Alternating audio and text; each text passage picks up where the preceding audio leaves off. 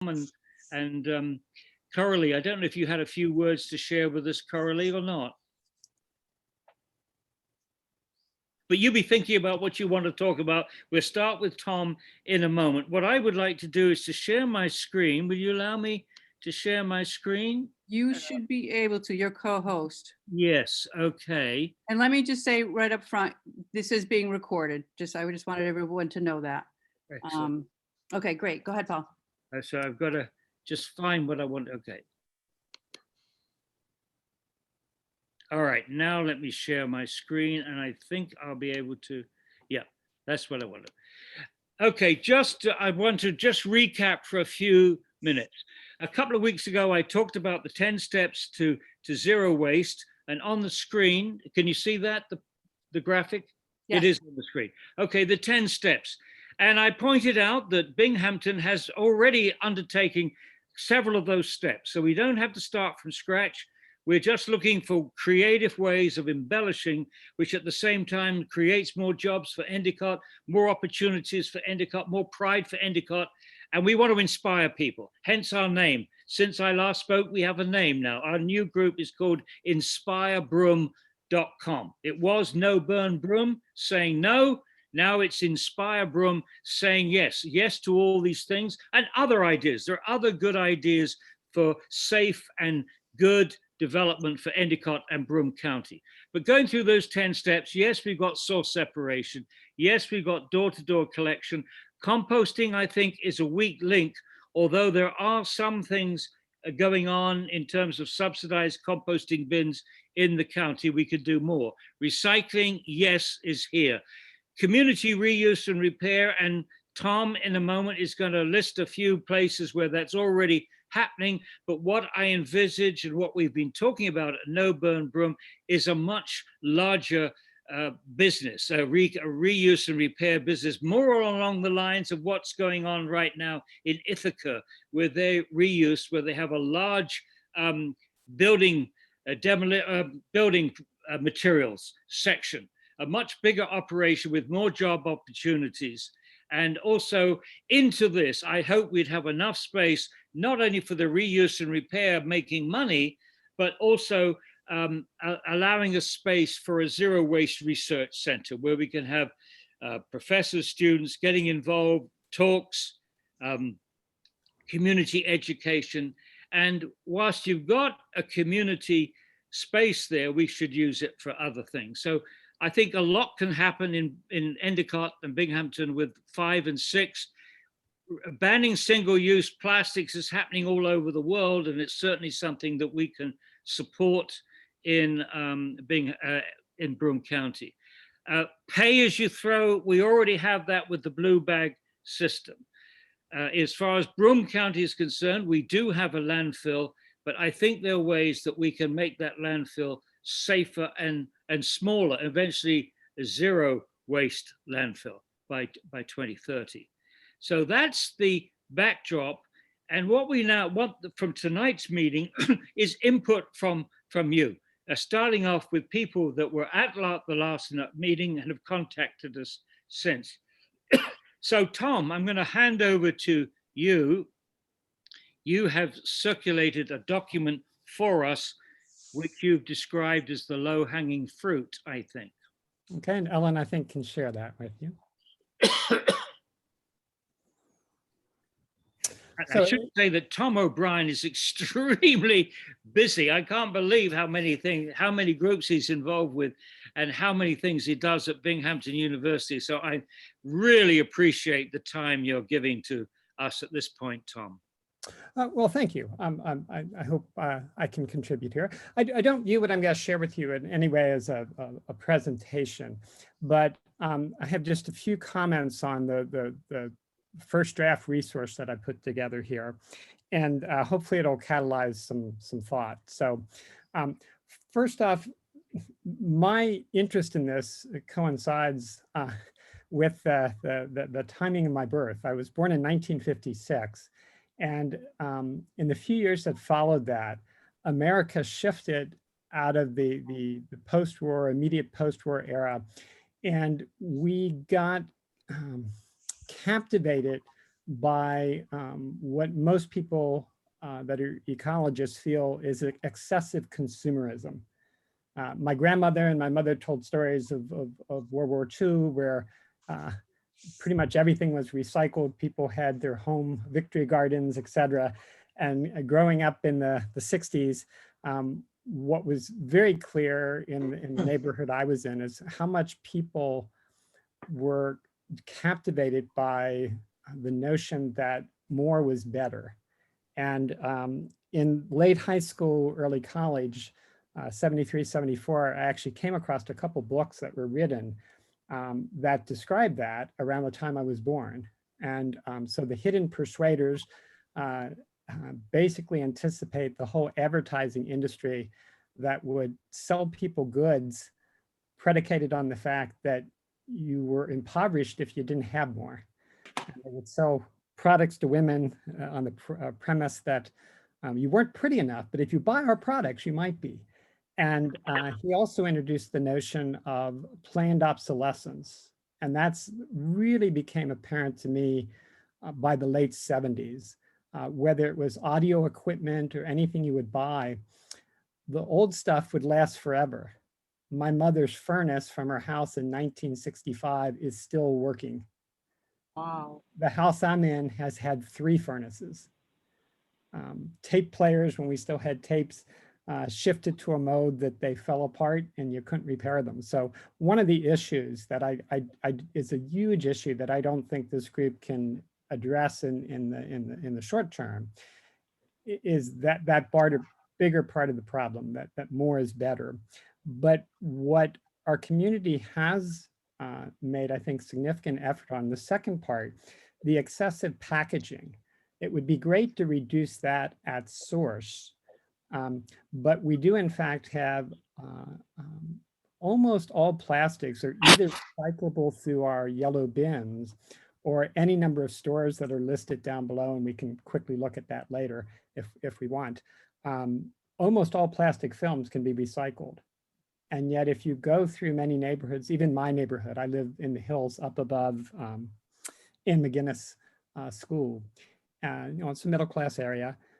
I could put out one garbage can once a month would cover my garbage. Almost everything else, plastic, glass that we quote consume is recyclable. Standard up here, typical households with 2 or 3 people will have 3 garbage cans. And so I think part of what struck me when I talked with Paul after the last meeting is that lots of the recycling opportunities and reuse opportunities in our community, I don't think they're as well known and publicized, and that might be something that the group may want to get involved in. So this lack of public awareness, both at the level of what can go in curbside pickup, what you can drop off at private companies, and we'll take a quick look at that, and then the composting options, either at the home level or at the community level. And then a larger issue that Paul is very passionate about, and if there's models like Ithaca that we can build on, we do have organizations, Goodwill, Salvation Army, thrift stores that do a nice job of encouraging the reuse of gently used products. Those organizations don't get involved in any significant repair of appliances and things like that Paul referred to, but that would be like a second level. And associate with that, Paul has spoken to the notion of even like a recycling research center. And so there might be some connections to BU or even BCC. And then the last category there, the reduction and recovery of quality food waste, which I put quotes around it because both in our community and nationwide, there is a huge tonnage of perfectly good food that is thrown out while people in the local community are going without and being hungry, and particularly in this COVID time. So that's sort of the 5th category. So Ellen, if you can just sort of maybe scan down a little bit, I'll just briefly point out a couple things and we can see where it takes us. So, and last 2 weeks ago when Paul spoke, I think Chris spoke to the issue, and I did as well, that back in '87, our community solution to the solid waste problem, we were running out of room in the landfill, was we were going to build a mass burn incinerator. And very fortunately, a lot of voices spoke, and we didn't do that. And our landfill is still in operation. So the Broome County landfill, Jessica Brewer added to this note here. I didn't know her name, but we have people that specifically work in the area of recycling and resource recovery. We also have a number of sites that discuss composting. If you'll just scan down, Ellen, on that. So these sites here are all sites connected with Broome County government that support either waste reduction, recycling, food recovery. So there's a lot of good resources there. I don't know, again, back when recycling started, the county, I think back in I guess it was early 90s, I think did a really good job.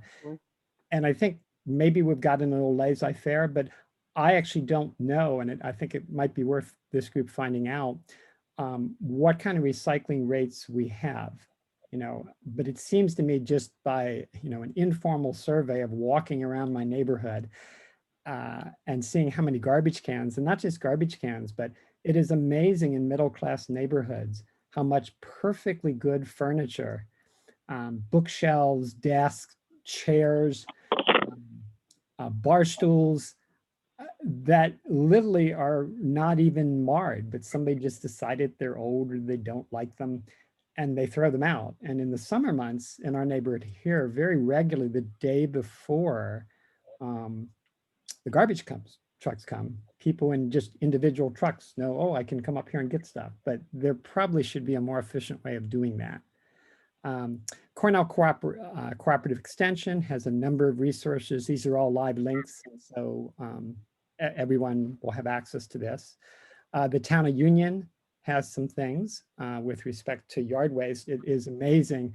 I live on a suburban lot, but the unusual thing, it has deep woods, which are all fine. They take care of themselves.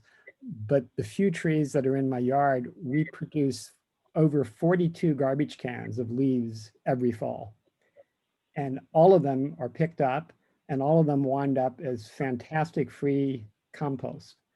So there's a facility over by the Tri-Cities Airport where you can pick up, you could bring a truck. Private companies can't come in, but if you had a pickup or a truck, you can come and get amazingly good compost and wood chips. And some of that comes from my yard and the yards around here. So that's a great resource. Let's slide down to the private companies. So much of our electronic waste has precious metals, and some of those metals are not only valuable, but they're potentially toxic. And so Best Buy and Staples, Home Depot, Lowe's, all of them take a large quantity. Staples and Best Buy, particularly anything electronic or computers or printers or toner cartridges. It's really a long list. I tried to identify some of the key websites here that they make available. Pretty much all of our grocery stores take any plastic films, bags. If you consider all the food items, bread, et cetera, that come in plastic bags, a typical household produces a fair amount of plastic. And plastics were invented starting in the late 20s. And for the most part, there are no bacteria that have evolved on our planet to know how to recycle them. Humans can recycle them, but if you throw them out, those plastics will sit there for decades.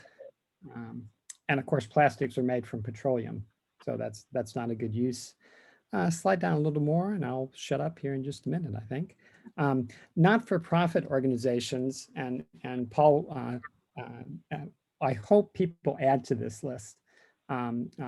Paul reminded me, I knew at one point there was a thrifty store here, and so that needs to be added, but the Goodwill store, the Salvation Army sites, the Endicott thrift store. I have not used the Samaritan House, but I went looking and I found that, or St. Pauli's, I think Jessica added. And I'm sure there's other sites that do a great job. Of course, reuse is better than standard recycling. Recycling, you have to typically use heat, some sort of chemical process to break something down and build it into something new. All that takes energy. Reusing gently used items, other than getting it to the store, takes no energy. So that, and again, people in need can make use of that. And even other people, Paul suggested he's bought things there, and I have as well. And you're supporting good work at the same time of having a bargain. And then the last category that I added down at the bottom, excuse me, two categories. One is the food recovery stuff, which whether it's Broome County Councils of Churches through CHOW, Catholic Charities of Broome County. I thought we had a local food rescue and I couldn't find it, and Jessica added. So I'm not sure below food rescue there if we're officially affiliated with the national organization, but there's an active group in Binghamton. One of my children I know is involved in that. And then the last category down at the bottom, Ellen, particularly if it comes around to, I keep saying the last category, two categories, some local networks for environmental groups, including we have an active Sierra Club, Susquehanna section here. Waterman Conservation, in the 34 years I've lived here, has probably quadrupled their land because they have sites now, 5 sites that Waterman manages, and they're obviously very concerned in conservation energy efforts. And then the last 2 sites, we are at the last sites. Both Binghamton University has an environmental studies program and something that I believe Marianne's sister, Andrea, referred to last week, the transdisciplinary areas of excellence. A lot of research done around sustainable communities and smart energy. And Broome Community College has an active environmental science program. I don't know too much about it, but 6 of my former grads are professors in biology or chemistry, and I'm sure they're involved in one way or another with this. So the main point of that quick overview is to point out that we have a lot of resources here, and maybe part of what this group might want to do is see if we can help coordinate the left and the right hand, and mainly advertise a lot better, because I do think a lot of waste goes to the garbage cans that could go to better places, and nothing new has to be built or done. Everybody buys groceries and picks up plastic waste. Everybody goes back. If you go back, just take your plastic bags with you, and films. Almost any plastic films of any kind can go back to almost all of our grocery stores. So the point of that long monologue was 2 things. One is to just catalyze some thinking about some possible directions for the group. And 2 is to put this out as a very first draft of a resource list that maybe we could post on a website as a living document that could continue to expand and as a tool to advertise. So I think with that, I'll end, but that's my contribution for the evening, unless somebody has questions that I can handle. Well, thanks, Tom. That was wonderful. That was exactly what I was hoping you would do, and you've done it. And I think it's going to be the #1 item on our homepage, inspirebroome.com. It's a wonderful resource, and I'm wondering if we can get a couple of people to put some graphics into it, some photographs. It's a very full document, and I think it deserves, a colorful treatment with photographs. I also noticed that one of the names, which is in the middle of the screen there, Josh Enderley, is it? He's the recycling and composting educator for the Cornell Extension. Folks, he's on the call tonight. So Josh, why don't you quickly introduce yourself?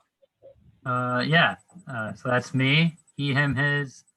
And yeah, I've been a part of Binghamton Food Rescue, operating mostly like in the Binghamton area, of course. So we can always take donations for food for that on Saturdays. But as far as like composting and recycling, a lot of my job is educating. Mostly it was at schools. I can do online virtual stuff. I'm hosting composting workshops, which is very flexible. So if you're looking to do some sort of event where you sell, composting bins, we can set up a time where I can facilitate a training to get people to know how to use their bins. As far as I know, they're not selling any of the compost bins at the landfill. What I've done is I purchased some geo bins. They're like 25 bucks each or something like that, and just raffle them off to participants. And they seem to work pretty well, very easy to store and pretty lightweight. So that's a good option too. Well, thank you, Josh, for introducing yourself. I'm looking forward to perhaps a whole evening set aside for what you can tell us about composting, and definitely the hands-on thing. I was just saying, I think before you got on the call, that my dream is that we have a clean organic collection system, possibly with young people with bicycles, taking the organics to a composting operation in the park, attached to a community gardens, and this whole thing would culminate in a food festival in which Isabella would use all those products, and she and her team, there'd be a team of cooks. I just think it's the potential for getting people excited with taking organic waste, it smells horrible, and making it into great food is just a terrific. Talk about inspire Broome County. That to me is inspiration. Okay, Tom, excellent. Is there anybody that wants to ask a question of Tom on his wonderful start that he's given to us? Wonderful start.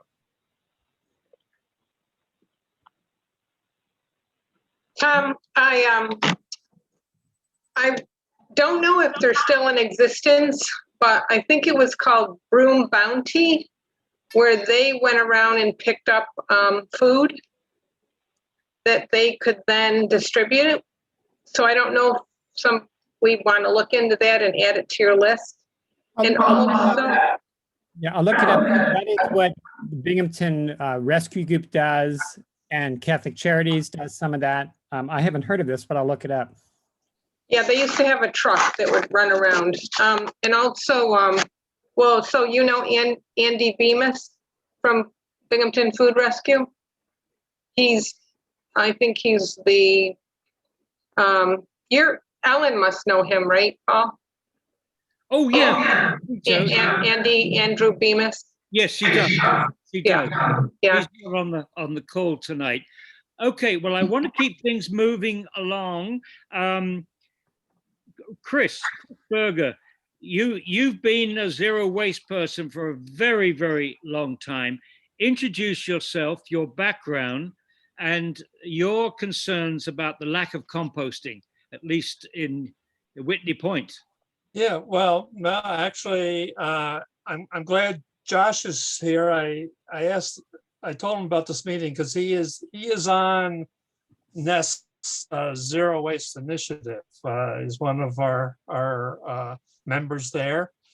So we have a small team, and we're looking for expansion. More people, the better, working on this stuff. But Nest has that Zero Waste initiative that I'll go into a little bit, but I'm focusing on composting tonight. But I did want to, am I able to share a screen? Because I have a few slides that I can. Yep, you can share screen. There's a green button at the bottom. I got it here, okay. Share. By the way, for those who don't know, there are farms in the area which will allow you to pick up their horse manure for free. If you're a gardener and you want good horse manure, you can get it in this county for free. Okay, I appreciated what Tom put together, because basically the bottom line is there are enough services in Broome County where you can live a zero waste lifestyle today. I know that for a fact because the last time we took anything to the landfill proper was the spring of 1992. And since that time, this has been the amount of accumulated waste. So I guess technically we're not zero, but as I like to say, we're pretty darn close. And that actually used, that includes about 8 years of 2 teenage girls that were an empty nest now, but some of their waste is in there as well. So how do we do that? It's not rocket science, and a lot of you know the basics. Obviously, there's reduce, reuse, or repurpose or recycle, but we basically live by the 5 R's. In front of that reduce, reuse, recycle is what I like to call a rethink or repurpose. And that's the questions that you go through in your mind before you even purchase the stuff. Paul and both Tom and Paul have mentioned the consumerism, the rampant consumerism that we have in our society today. And that's just unfortunate. What people first have to do is, before they purchase anything that reflects action of purchasing something, they have to think whether they even need it. And then the other thing, and I'll go back and touch upon that in a little bit, because the other thing that goes through our minds is, are we willing to take responsibility for it? Anything that we purchase, are we willing to take responsibility for it? The other R is at the other end, and that's also been mentioned, and that's what I'll be doing most of my remarks around, and that's reclaiming or rot. Or I use those terms to keep the R's rolling, but basically we're talking about composting there. So we follow the 5 R's. So like I said, we will not buy anything. We made a commitment back in 1970, the first Earth Day, to start working on this. I am quick to tell people we didn't get to zero waste overnight. But basically we've been at zero waste since 92. We'll not buy anything that we're unwilling to take responsibility for. And that means disposal is not an option. We don't feel disposal is, when you put your trash out to the curb, that's really not taking responsibility for it. That's pushing it off on somebody else, another community, future generations. That is not really taking responsibility for it. So basically, in a nutshell, we're recycling and composting and avoiding what we can't recycle and compost. Composting is basically pulling together some organics. It's nice to have a good carbon nitrogen ratio. A good composter will tell you that. And these are some of the materials: high carbon content, high nitrogen compact content. We zero in on the salt, paper, and food scraps. We have a bin by our kitchen sink, and we're collecting all our food scraps and that. And then we take it out to a composting bin. That is our shredder, by the way. That's a lawnmower that is perfectly suitable to act as a shredder. We shred some of the paper and so forth just to increase the surface area, so composting can take off quicker. But that's basically what we do. We put it in that bin. We don't even turn it, to be honest with you. Turning composting workshops will tell you to turn the waste, the compost, and that's perfectly fine. Basically, what turning does is it speeds up the process. Our philosophy is pretty much, well, it can take its time. We're in no big hurry for that compost. And what you can't do in a community setting, a community composting setting, but we'll get to that. We have all the time in the world. We're perfectly content to just let it sit there. The other thing turning does is it increases the time or decreases the time, but that also means that you're preserving more nutrients. It gives it less time for the nutrients to leach out. But the thing is we put our compost pile at the top end of our garden. So where is it leaching to? It's basically leaching out into the garden anyway. So it's as simple as you can make it. Every year we lift up that door at the bottom, and I just pull the compost off. Perfectly good compost. There are worms in it. I guess the worms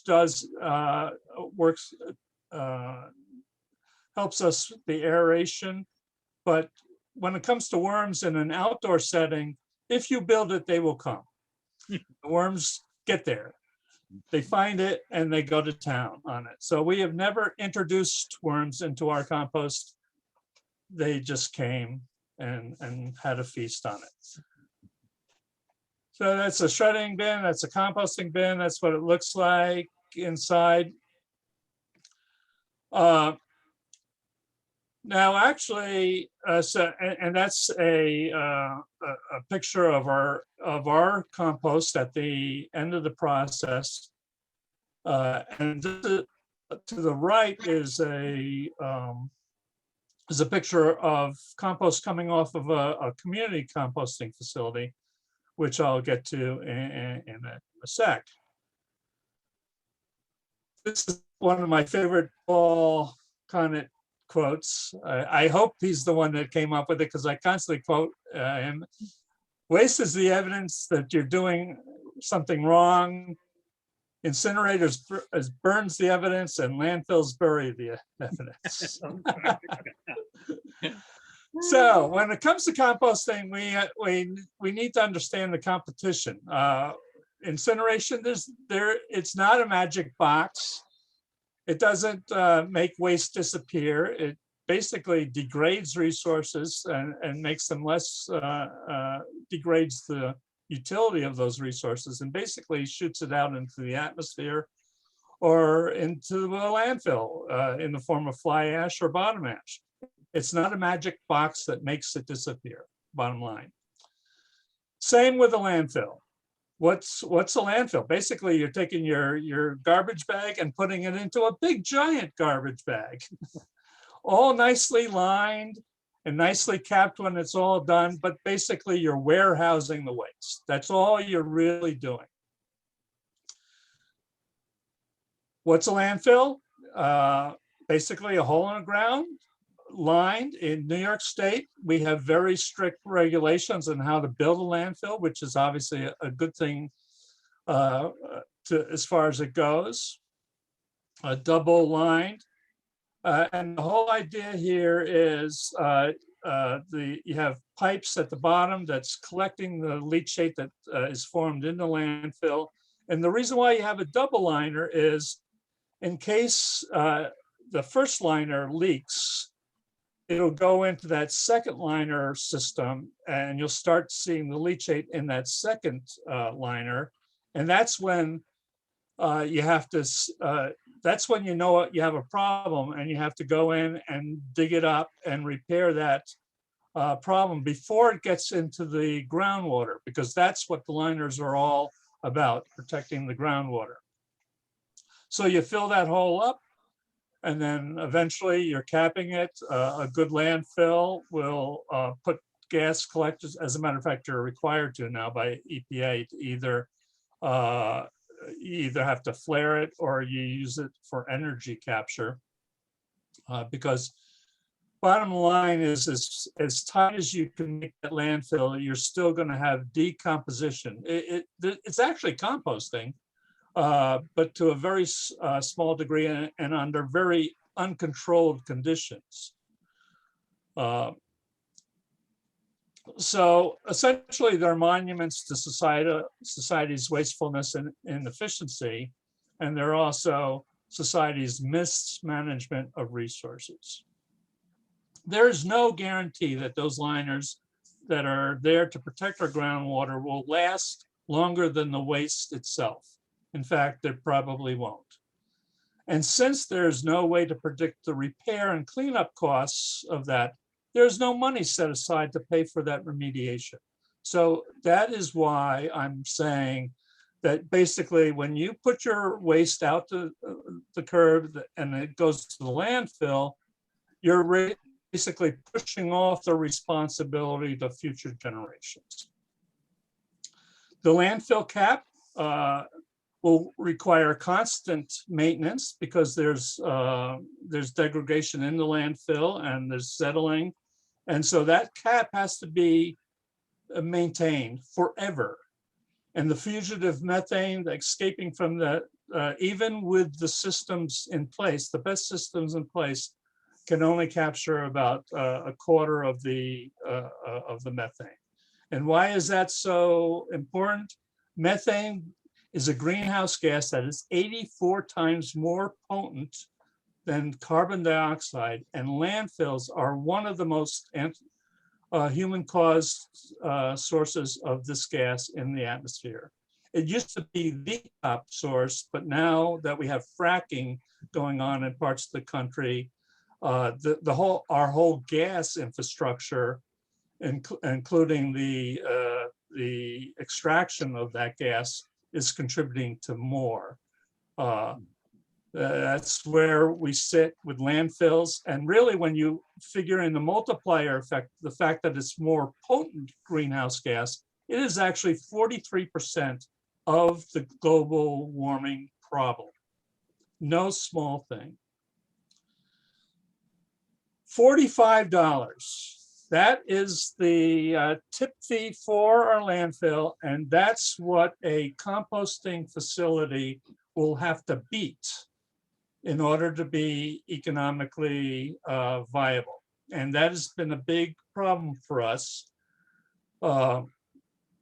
because the landfill obviously is subsidized. It's subsidized in multiple ways, biggest of which, I mean, you could double it, triple it, and you will come nowhere near the cost it will take at some point in time to remediate the problems that the landfill is causing. So it's subsidized in that way. It's also, and I can't remember if this was the next slide. Well, I'll go in, no, I'll circle back around to that because our particular landfill was subsidized in another big way, and I'll get to that. What we have in our waste stream is basically 73% organic. Now, you don't want to compost all of that. A lot of it's in paper and paperboard, and you're better off recycling that than composting it. Recycling is a little further up on the hierarchy, if you will. But 73% of the waste that's going into our landfill is organic. And we have to stop doing that. There are numerous composting facilities around us. We actually have one right next door in Delaware County.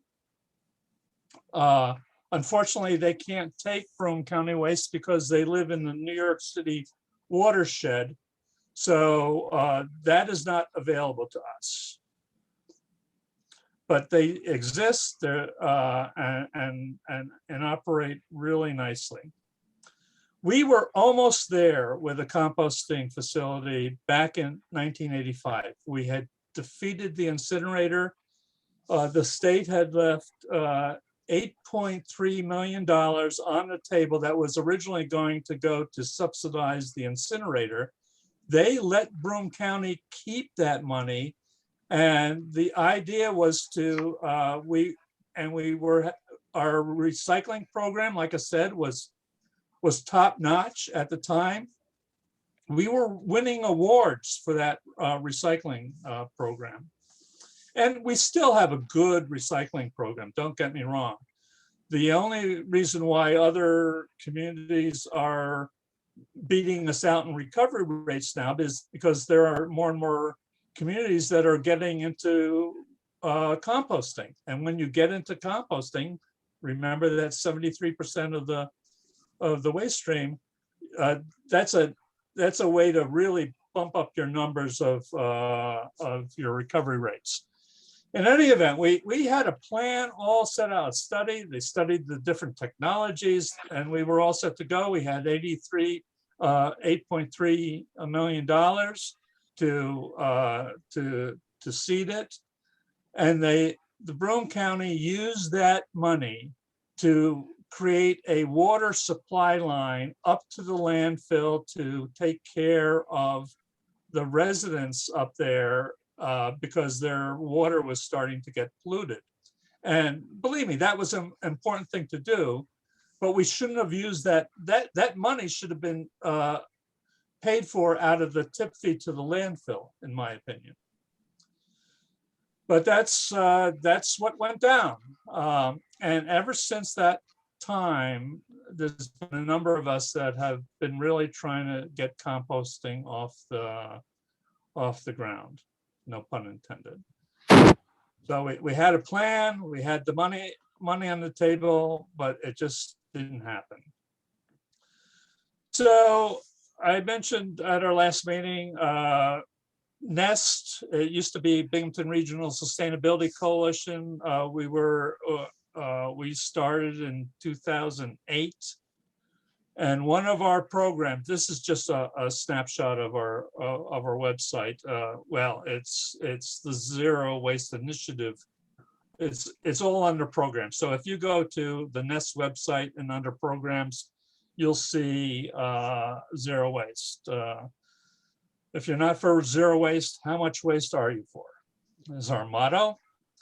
And a lot of these things I've been talking about are right in there, including the waste is the evidence that we are doing something wrong. And below that is, it talks about, and it's been mentioned numerous times now, Paul mentioned it, the fact that we have this linear use of resources, and that's in a finite world with finite resources. This is clearly unsustainable. You cannot continue to use resources in that linear fashion. And we have this dream of a resource recovery park. And I'll go into a little bit of detail of that, but the bottom line is the idea that there's no one magic bullet. When you trying to get to zero waste, there's no one magic bullet. There's a number of programs that ideally would be brought together. And the idea of the Resource Recovery Park is to create a synergy. Not that we have to do that right away. We could actually build the elements of that. And Paul's already pointed out, we actually do have elements of this already, but our idea is if we brought it together, there'd be a synergy, and we'd really be able to get down to zero waste as a community. So what does a Resource Recovery Park have? It has that resource recovery facility, material recovery facility, or a MRF. It has a what they call a Center for Hard to Recycle Materials, better known as CHARMS. That's where you get the electronics and the appliances. It doesn't have to be deconstructed there. We could be and as a matter of fact, we don't have the center per se, but the county does run an electronics recycling program. So, and the county doesn't deal with it per se, it just bundles it up and sends it off to a CHARM where they recover the materials. It's already been mentioned, a vital part of a full system would have a repair and reuse center. And then finally, a composting facility that can be aerobic or anaerobic. Either one works. Aerobic systems are generally cheaper to operate, and but either one works. You'd also want to pay attention to some construction and demolition, which again, some of those things could feed into that reuse center. And then finally, a residue stabilization and research center, where after all is said and done, you're looking at what's left and finding out what are the problem materials that you really want to go after, and perhaps pass some legislation to ban whatever's showing up in that final amount.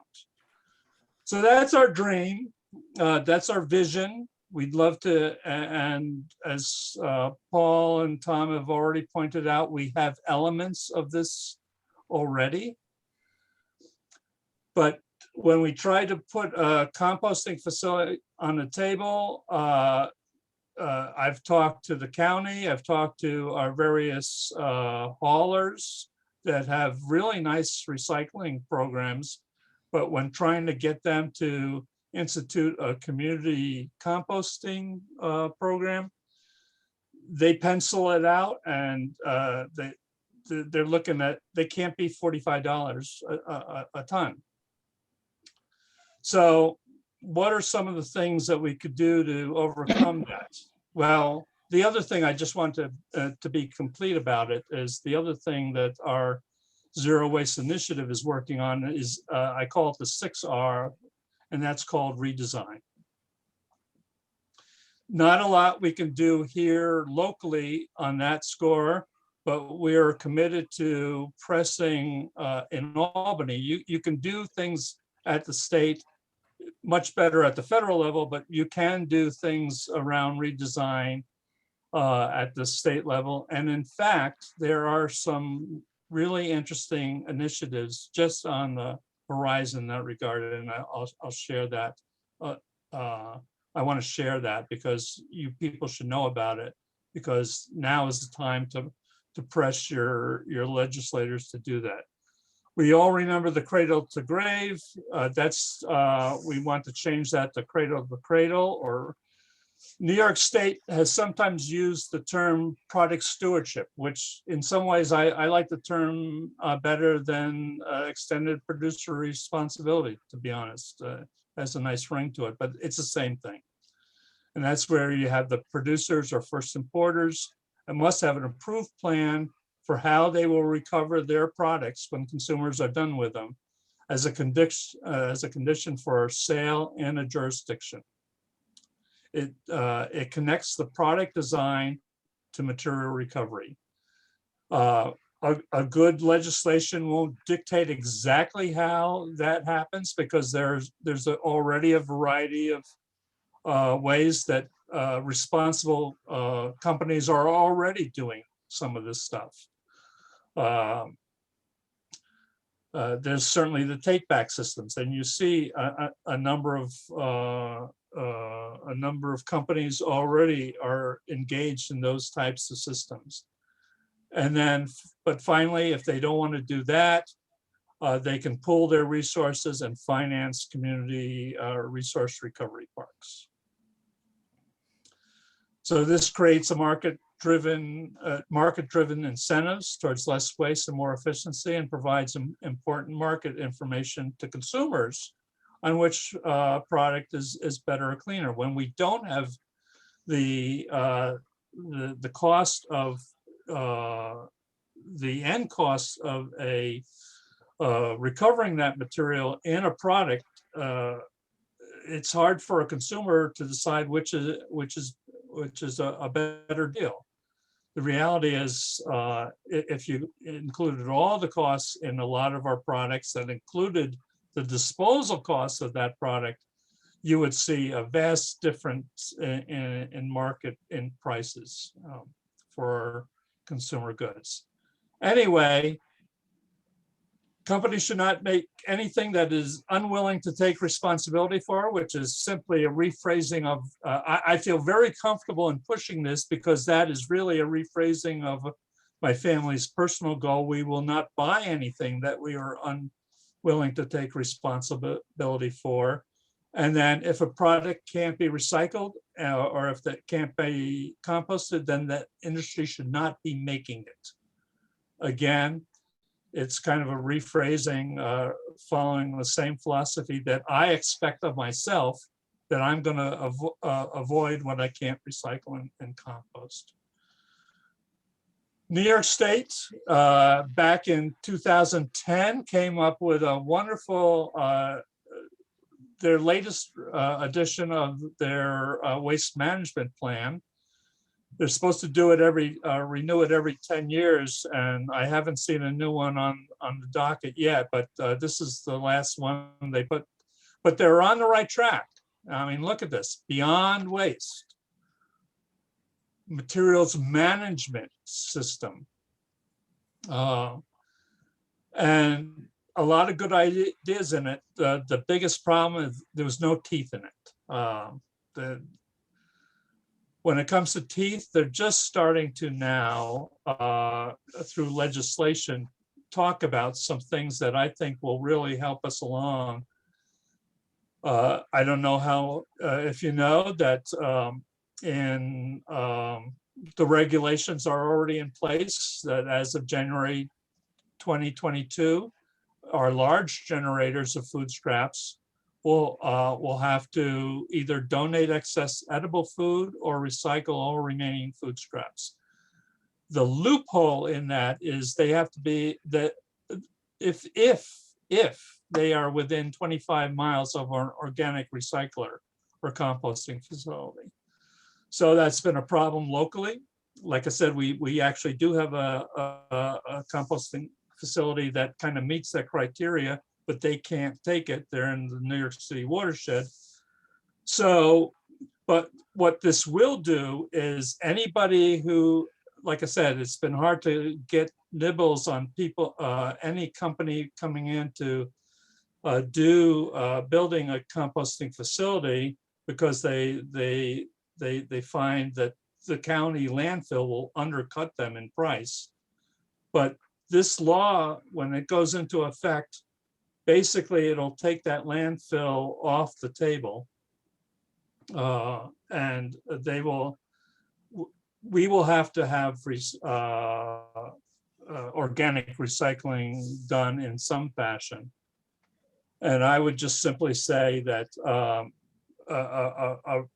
one easy step, if we could get the enough people behind it, is simply banning organics at the landfill. That's essentially what's behind this this regulation.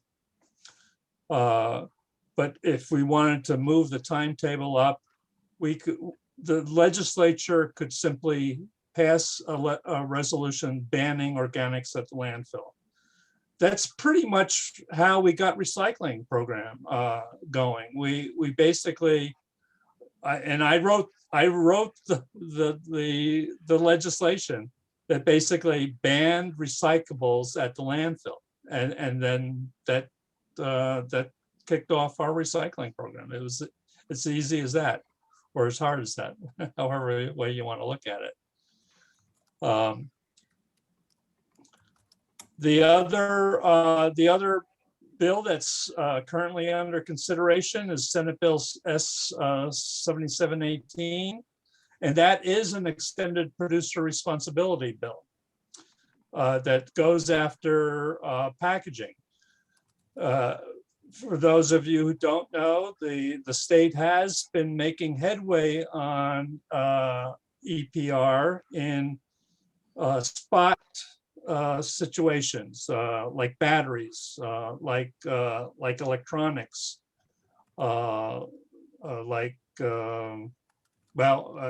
they've banned plastic bags now, but they require the film plastic to be collected by anybody who's dealing with any kind of film plastic. So this will go further and go after the packaging and paper products. There is those of us who are in the field, I'm on the National Sierra Club's Zero Waste Task Force, or committee, I guess we're calling it now, or team, I can't remember which now. But we're very concerned in any EPR initiative that we want to make sure it doesn't undercut bottle bills. We have a strong bottle bill in this this state, and we want to make sure that that's not undercut. And there's language, we made sure that there was language in that bill that makes sure that that won't undercut the bottle bill. The other big concern, because we've seen it happen in other countries where they have EPR and the companies just gather up all the stuff and burn it. So we want, so there's language in there that makes it very clear that this is about recovering of materials, and incinerators or even chemical paralysis cannot be used in meeting this this requirement. The last one I'll cover is a bill in the assembly, being considered in the assembly right now. And that's going to help us tremendously, because you can't get 85% recovery rate without composting. So we'll be able to use this as leverage if we have to. I obviously want to see it happen much sooner than 2032. So it really is going to come down to, is Broome County going to be proactive or reactive to this particular requirement? We were proactive a couple of decades ago with our recycling program. I think we have it in us again to be proactive. We just have to put our minds to it. And I think that's where, that's where I'm going to end. Well, Chris, that was absolutely fabulous. You are a superb resource on so many levels. Historically, you know what's happened in the past. That's helpful. Obviously, you've got a huge grasp of the zero waste approach, and also on the legislative side. And I think one of the things we're going to have to do is to have a little team that is going to focus on making sure these bills that you're talking about get some support from our local folks. We're into fighting for some fighting incinerators, that we now got to fight for good legislation. So that is fabulous. I have a quick question before I throw it open to others. You mentioned community composting, but every time you mentioned community composting, it seemed to me that you were talking about centralized composting. So I have an interest in trying to get composting at all levels, as much composting in our backyards as we can. But then by community composting, I mean community gardens, really, where to grow food, you need fertilizer, you need topsoil and stuff. So that's what I mean by community composting. Go ahead, finish your thought. Yeah, one more thought, because Josh is on the call. I'm hoping that Josh can tell me there's some hope for another idea that I've had for many, many years, and that is to try to introduce farmers, especially small farmers, organic farmers, in being asked to compost clean organics, curbside collected organics, with the notion that we have very good control over that separation, as they did in Hernani in Spain, 99.96% pure. But would there be farmers that would be willing to do this and co-compost with their farm manure to produce an upgraded compost that they could sell? They could make money at both ends. Small farmers making money, being paid by the county, avoided disposal costs for this fraction of the organics, and also make money from selling the compost. So you respond first, Chris, and then I hope that Josh will have a nice positive answer on the second. Okay, and obviously I would not put down any community composting at the scale that you're talking about. I guess this comes out of a experience that I had years ago. Back in the 70s, I was part of a food co-op that tried to start one of these things. Actually, we did start along with a recycling program. We even had a recycling program where OSHA would have had a fit with us because we were collecting glass and we were putting it in these oil tubs and it was quite an intensive, labor-intensive process. But I kind of learned, and like I said, it was successful in as far as it went. But I learned right then and there that you could only go so far with just a community volunteer effort. That's why I eventually pushed for a kind of an institutionalized recycling program here in Broome County. And that's why I think if we're going to have a full spectrum of services, we would probably benefit from a larger facility that would be integrated with the recycling collection system that we have currently. So again, it's not like, I think I obviously do backyard composting, and there's a place for that. I think there's a place for that small scale community composting, but I guess I think at the end of the day, we could benefit from a larger facility as well. Excellent. Well, Josh, did you hear that question I asked? Josh, you there? Yeah, I'm pretty sure I did. You're talking about farms? Yeah, composting, farmers co-composting clean organic waste from the city with their animal manure. Yeah, that I'm unsure. I don't know too many farmers personally if they'd be willing to. I mean, it'd be worth an ask and see if they have the space or anything else that they're willing to do. I mean, you'd have to figure out the logistics stuff, and I don't want to we don't have to go into detail about that, but just trying to figure out who would be responsible for the collection and then transporting it from the curbside to the farm could be a bit tricky, which is why I'm personally focusing more on the community composting side, both as an educator that's within my realm of possibilities. I can't really push, at least in my position, for more legislative stuff like that. So I'm more of like in the community composting realm, and knowing that's not going to fix the issue. Not everyone can get to a garden. Not everyone has a backyard to do backyard composting, or do worms indoors, or bokashi, or whatever kind of composting you want to do. But at the very least, you can start building a community of people that are advocates for composting, and then that'd be more persuasive. And you have a group at Cooperative Extension that does that, don't you, Josh? That does composting? That works with people to do small scale community composting, don't you? I'm starting one. Okay. Well, and I also know, just even more to the point, I believe Binghamton University's food service has a contract with a farmer. Tom, do you know anything about that? Or not details. I have heard what you just said, but I don't know any more details than that. Yeah, it was great if you could find out more on that. I would really like to hear that.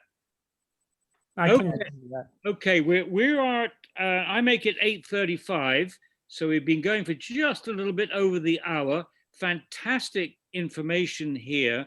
Can I just check to see if the sister from St. Mary's Church in Endicott is on the line? I know she was anxious to talk about her bottles and cans program. Yeah, I'm here. I'm from St. Anthony's Church, not from St. Mary's. Oh, sorry. Okay. Yeah, that's okay, Paul. Yeah. Tell us about your program, sister.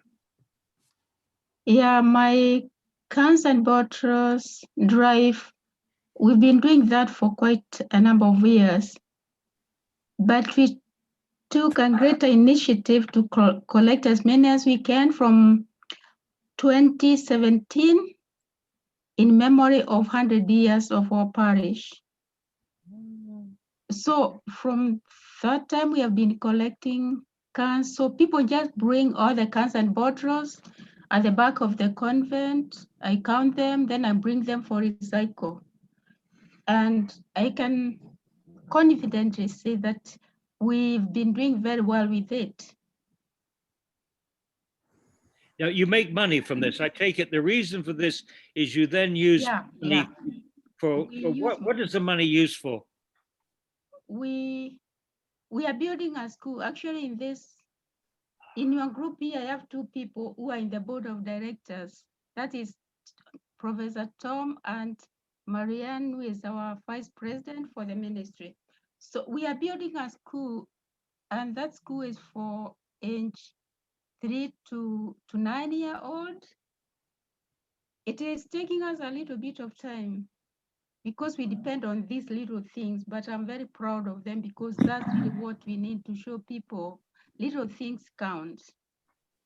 So it's like the entire Southern Tier has been supporting our ministry because during our fundraisers, they are the ones who sponsor our fundraisers, all the small businesses, and then our board of directors gear on organizing everything.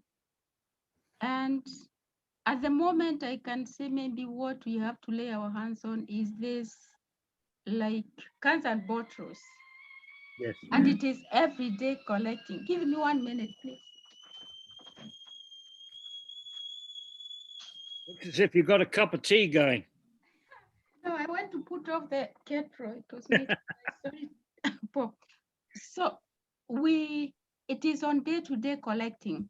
So at the moment, I have a team of youngsters who are really geared towards or forming a group that they would like to collect as many cans as they can, because their goal is to sponsor our school. And they would also want to give scholarship to some people or to some other students around the Southern Tier. So that's the way we would like to incorporate it, so that it will help some kids here and it will help our kids the other side in Kenya. And that's why I felt when I listened to your presentation last week, I got much interested because I wanted to talk too about how we can maximize the collection of our cans and bottles. Yeah. And today it's like I learned that we need to create a lot of awareness in the community, in the small areas. I don't know. Yeah. But our money is utilized in a very good way. We have pictures of everything we do, and we've done a lot. Well, I wonder if I can tempt you here.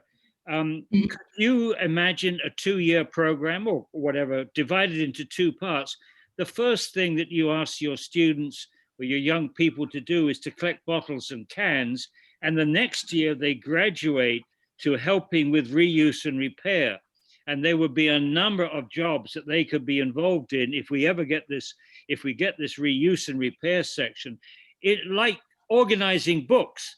You could put books higgledy-piggledy, or you could have them in the order of the author. The same with CDs, the same with cutlery and stuff. It has to be organized. It has to be displayed. So do you like that challenge, that idea of graduating to up the hierarchy from recycling to reuse? I'm very much for that because my major is business. So I would be interested to do that. Because at the moment we are taking 1 year. It's a project for 1 year we have taken. Yes. We would like to start in May and end in May next year, just collecting cans and bottles. Yes. Start small. I've not shared this with the board of directors, so they will not have to say anything until I share it myself.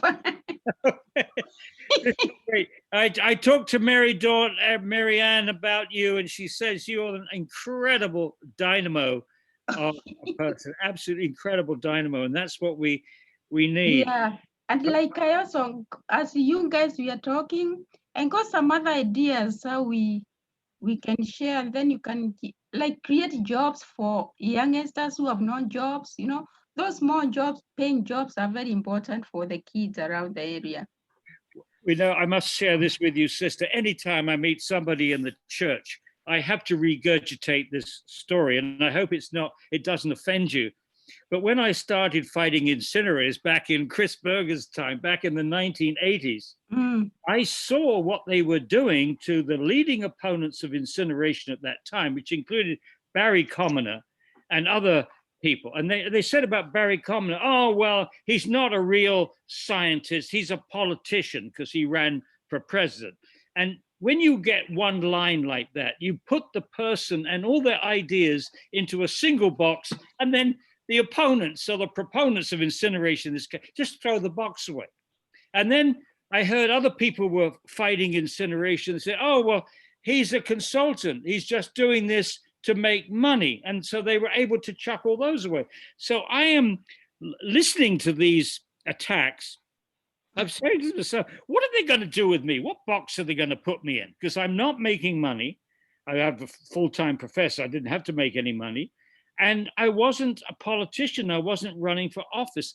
But I knew they were going to have to put me into a box.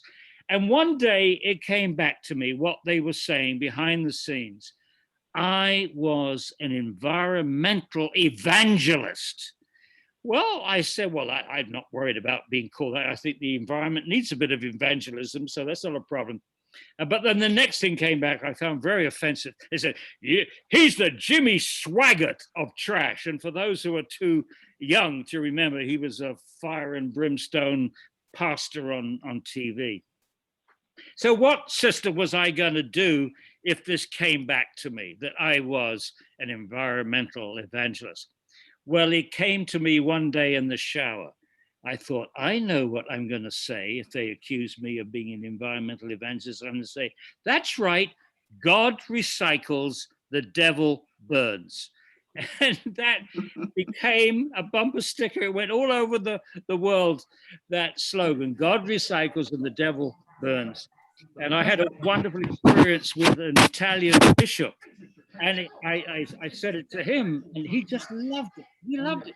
And every time I saw this bishop, he put his arms around me. Dio ricicla, diavolo brucia. And he is a wonderful, he's my favorite bishop in the whole world. Just wonderful person. Anyway, sorry about that. No, that's okay. That's okay. My second favorite Paul Connett quote. The best part of me is that I'm hardly offended. You're not offended? No. No, thank goodness. I'm sorry. I always take my life. I don't want to offend sister. Yes.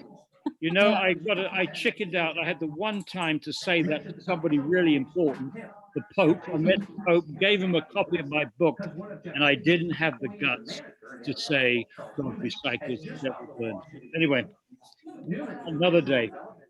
So is Coralie still with us? Coralie, you still with us? Yes.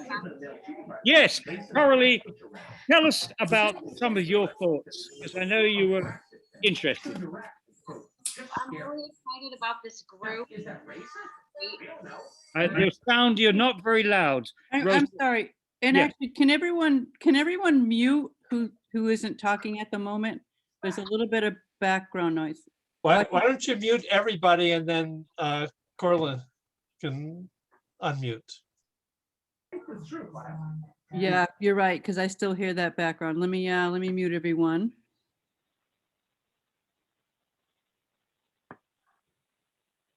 Okay, now I'm gonna unmute. I'm gonna ask Coralie to unmute. There you go. Can you hear me? Yes, great. Well, I am a high school science teacher at BOCES, and I'm just really excited about this group and any way that I can help out. I think that, like, obviously our children are our future. So any way that we can get them involved and excited is really great for the community. I'd like to see students getting involved in creating public service announcements that could be shared. Also, I'm interested in teaching lessons where students are developing innovative waste solutions, any way they can close those different loops, carbon cycles, nitrogen cycles, plastics, all of that students really have great ideas and can come up with awesome solutions. and even have debates about what sorts of ideas, those kinds of activities. We can always try to get press involvement when we have students doing those kinds of things and creating things and sharing it out. I'd also like to see partnerships with children's museums. I know right now a lot of them are closed or they have limited involvement, but I know that Copernic is planning on opening up some outdoor activities. If we could, you know, sort of have little lessons and activities for students to share excitement about zero waste, which I think can be exciting. And I'm happy to help with anything like that. And everybody's muted now. Well, So. you're Okay. right. Thank you for that. That was lovely, Coralie. That was wonderful. And I have a dream for you. I have a dream. You say you've got students, you want to get students involved. My dream is that two dreams. One is that composting be used in biology classes as a wonderful example of an ecosystem. They learn the ecology from compost. They can do experiments with compost. Every school, I think, should have a compost operation, and they should grow food, every school. But in addition, I would like some of the students who are particularly interested to become master composters, that they know all the ins and outs of the different ways of composting in people's back gardens, including worm bins, etc., but particularly the backyard composter. Now, once they have a sufficient prowess, they would get a certificate, and with that certificate in hand, on Saturday mornings, in pairs, they go door to door in Endicott and in Broome County, but they start in Endicott, door to door, to say, look, did you know that the county offers backyard composting kits, this container, at half price, at $45 a day. Now, if you're interested in backyard composting, I know all how to do it. And I will be very happy to come and help you start this and make sure I troubleshoot or we troubleshoot any problems that you have. That way they distribute the backyard composting throughout the community. And amongst, I think, as you said, we need students to get involved with public service, and that's public service. But in terms of the community, can you imagine what the average householder, homeowner would do to have young people come knocking on their door and wanting to do something as positive as that for the community, for the planet? I just think it would cement the whole joy of community service, public service. The future that might come from that is just, I just think the sky's the limit if you start with that. So that's an idea.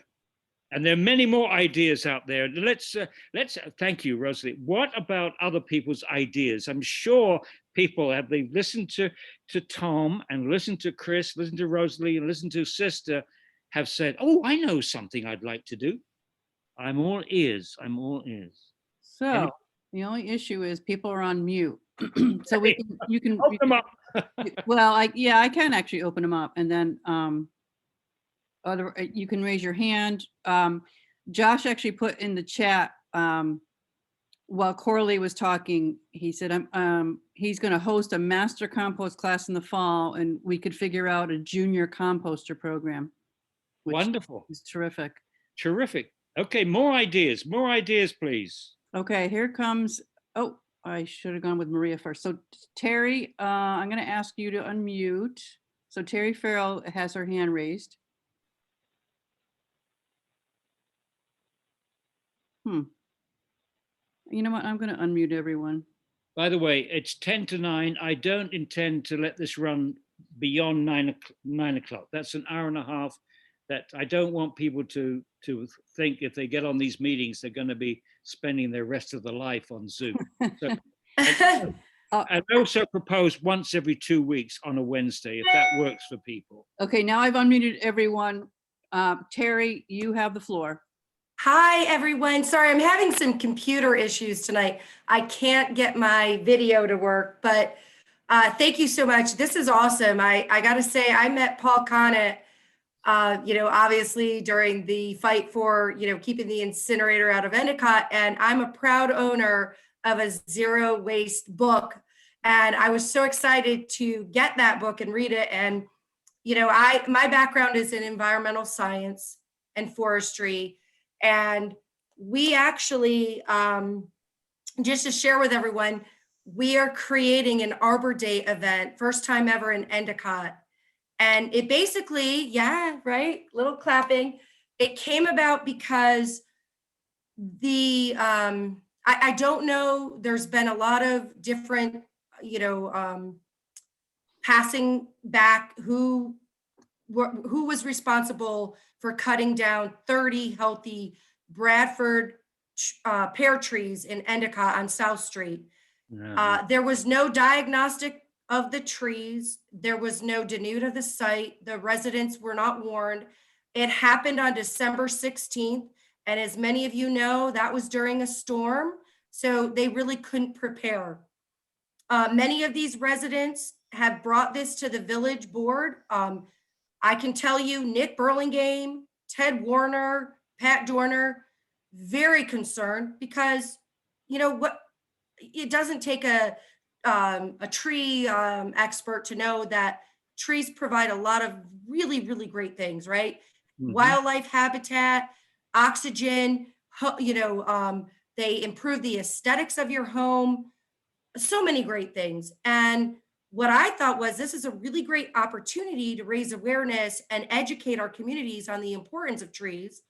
So I reached out to a former colleague of mine at the Environmental Science and Forestry School that I went to, and she happens to be one of the liaisons, consultants, I should say, to the Binghamton Shade Tree Commission. Binghamton has been a Tree City USA now for 20 years. And you could not go in and cut down a tree without the committee approval. Can't do that, right? So working with her, I realized there are 4 things we have to do to become a Tree City USA. Number 1, we have to just be spending money on maintaining trees, cutting them down, planting them. That's one thing. The second thing is you have to host an Arbor Day event and have a committee. And shoot, I forgot the 4th thing. Anyway, so we are working towards hosting an Arbor Day event. We have a committee, and we will earn points. And once we earn those points, we can become a Tree City USA and then get additional grant money. Binghamton has done this. They actually were awarded a grant which gave them an inventory of all their trees. That's huge. And every year they are just getting more and more grant money. You could not do what happened to Endicott there because they are protected, and it's a great opportunity for us. So this Arbor Day event is going to be held May 1st. Put it down in your calendars. Yep, we want everybody there. Yeah. It's going to be held at the Glendale Park. The village board really wants to do this. We were on a time crunch. We had a deadline. We can do this next year with the village board. This year, we are working with Heather Staley and all the council members to have it there at the Glendale Park. We haven't kind of locked in a time yet, but we will. Activities will include seedling giveaways. We're going to have a poster contest. We have all of the schools on board, the science teachers, the art teachers, the principals. It's going to be, this is exciting stuff for Endicott, because we've never had this opportunity before. And I really would have never known about it unless I had a former colleague that said, hey, I can help you guys with this. And it doesn't cost us anything. She gets volunteer time as part of her job. It's just volunteer. We're going to get a $1,000 grant. We're looking at planting red maples. And there's different types of species because they adapt well to the like where we're going to plant them. We're going to have everybody there that, you know, we're going to have our representatives, all of, you know, the town of Union, the village board, any legislators, whoever want to attend, obviously practicing social distancing.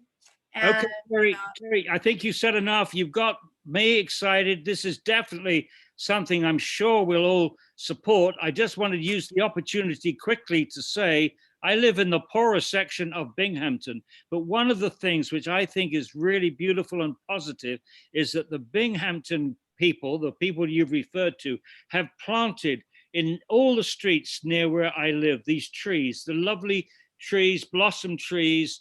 Every few feet, these trees have been planted, and people are not damaging them, vandalizing them. People appreciate those trees. So what I think Endicott could copy Binghamton on this. They do love their trees, and it makes a difference. In addition, we have a vines garden. I mentioned that last time. That's another positive thing. So thank you, Terry. We've only got a few minutes left. Is there anybody else that wants to add an exciting idea? Maria actually has had her hand up for a little bit. So Maria, you should be unmuted. Actually, I don't have a suggestion. I have a question to the composting people. So we've talked about different areas of composting, but the one thing that I find challenging is what to do with pet waste. And I don't know if there is, you know, I have done some research. You can basically dig a hole in your yard to take care of, you know, dog waste, but nothing for cat litter or cat waste. So I don't know if anyone has information on that, if that is because it ends up in the landfill. So I don't know if anyone has any info on that. That was my question. Well, I think one of the big problems is the chemicals they use in the litter, the kitty litter.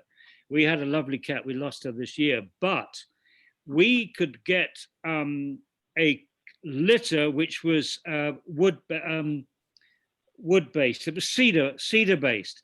It had a very nice odor, and it did everything that the chemical things did, but that meant that you could put that in the compost. I think I would defer to the experts here. You need a certain temperature to make sure that you've killed any organisms that you might spread from a cat or a dog. And I'm sure Josh, I don't think we have time now, but Josh, perhaps you could pick that up next time you get to talk, or maybe you have a quick answer to Maria right now. He may have gone. Let me see if he's on mute. Well, yeah, he's off camera now, so he might. Okay. He might have. I'm here. Yeah, I can look it up later though. These are good questions, and we'll definitely get answers for them. Definitely, we need answers to them. And I know this is not really fair of me to say this, but I live in Massachusetts. I live in a condo, and I've been doing curbside composting for 7 or 8 years, and it's obviously going to it's going to make a difference on who the farm, you know, what the farmer. Well, I don't know all the ins and outs about it, but bentonite free kitty litters are compostable according to the farm that is used by our town.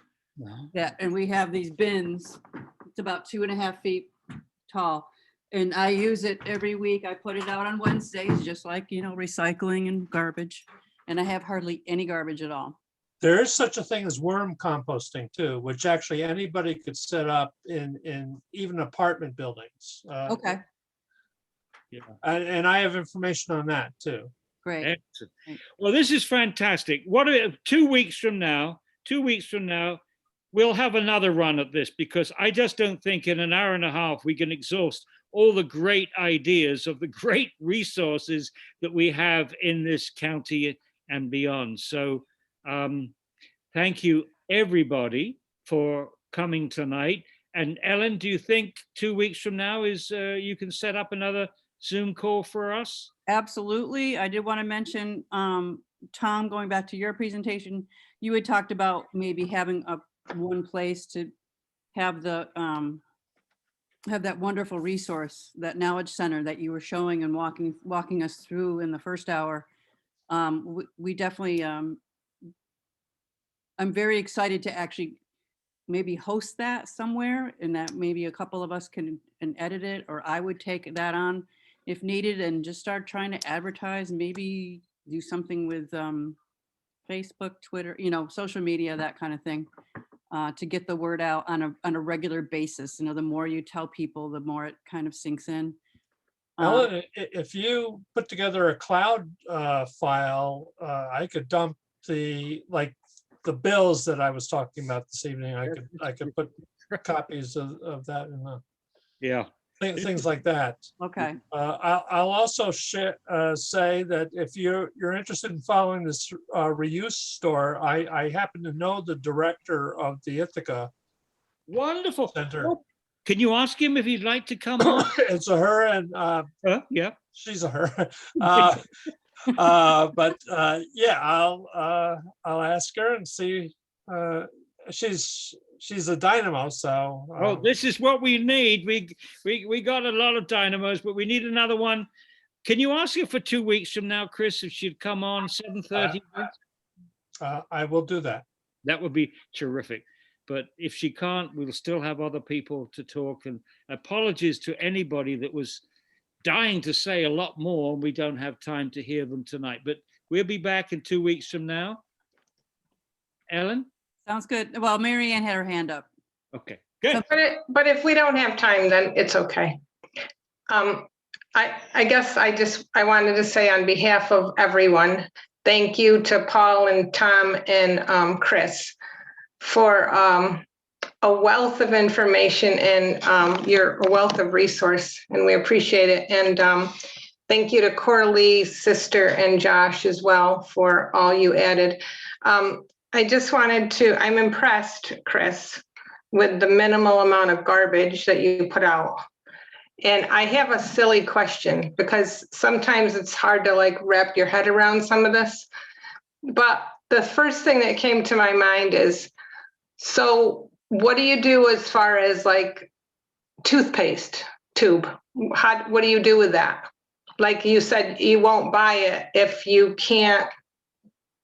have to throw it away. So how would you do that?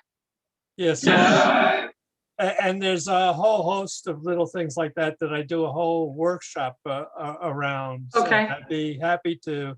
Actually, that's one of the things, the service that we, our Zero Waste Initiative group, well, that's what I used to do before we had more people involved in working on these bigger things. So I'm more than happy to do another session here, or maybe even a whole separate. I think that's a good idea, like an in-service. Yeah, we'll book you for that, Chris, please. That's definite half an hour. And it will be answering all those questions. What do I do with this? What do I do with that? I also have another thing that is definitely a passion of mine. And it's I have to ask where legislation is in food waste at the school district level. So my mother worked at a local school 40 years ago, and I worked at a local school district. And our kids receive free lunch and free breakfast across the board, all students in the school district. And many school districts have that situation. They eat on throwaway styrofoam plate trays that get tossed, okay?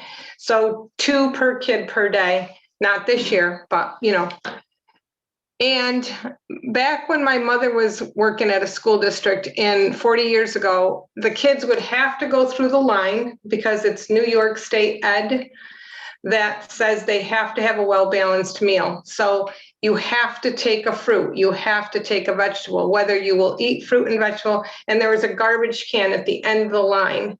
And my mother said it would make her nuts. They would walk through and they had to take a banana, an apple, an orange, whatever. And at the end of the line, they would drop it in the garbage can. And it still is in existence today. Oh. So I work at a school And if they touch the milk carton, if they touch it, they said, oh, I wanted the chocolate milk instead of the vanilla, the white milk. Nope. You have to take the chocolate milk, you have to pop it in the garbage, and then you have to take the white milk. We waste 40% of our food. It's We just, waste. So 40% how, of how can government legislate that companies have to, you know, they can't make it unless, but then that's still the same government that says it's okay to, I mean, just look at Broome County. I think there's 13 school districts doing this every day, 10 months a year. well, I think this is a local target. This has to be a local target. This is, we're talking about campaigns and things. This has got to be one of our campaigns. So talk about low-lying fruit. I think most people would understand that that's insane. And Exactly. we must stop. But how do you do it, Paul? We got to then again fight City Hall type of thing. How do you stop Sanjil? Yeah, well, stop it with people. yeah, no. I understand. I'm just saying at that level, at the It's New York State level, okay? Yeah, but And- it's wonderful. It'll be a wonderful campaign. We can win it. The kids can win it for us. The kids got McDonald's to stop using styrofoam in their clamshells. The kids did that by embarrassing a major corporation. We can do this. Okay, I've got one piece of homework for everybody on the call. Sometime in the future, we're not quite sure when, we're going to have a reuse and repair center in Endicott. And I want you to think of what you have in your attic or your basement that you would bring to the reuse and repair center as our opening way of raising money. Things that you've got you no longer want to use. I would be particularly interested in any tools, hand tools, so we can immediately have a workbench to repair things. Think in terms of paint that you put to one side. If that's looked after carefully, we could have paint reuse and so on. So lots of things. What have you got in your house that you no longer want? And the more expensive, the better, because we can make money out of it. And also, what about, do you know of any craftspeople, artisans? Yes. People who fix clocks? I know someone who fixes clocks in Endicott. Would he volunteer his time to come and help fix clocks at a repair cafe type of thing? Yeah, that's terrific. Yeah, we need those artisans, and some of them will be retired and they'll be happy to volunteer for the community. Yeah. Others may be looking, they can't afford to set up a business, and we can offer them some space and we can share in the rewards, and they can also be teachers. Yes. So not only can do what they love doing, repairing clocks, but they can also teach some youngsters how to repair clocks. And BOCES, Coralie, and sister, this is something else that your students might be interested in, is learning some of these skills as a hobby, not necessary to earn a living, but as a hobby. Anyway. Yeah, that's good sharing, Paul. So thanks, everybody. Thank you. We'll Thank you. see you in 2 weeks' time. Yeah, thank you so much. Great Thank job. you. Thank you so much. Bye-bye.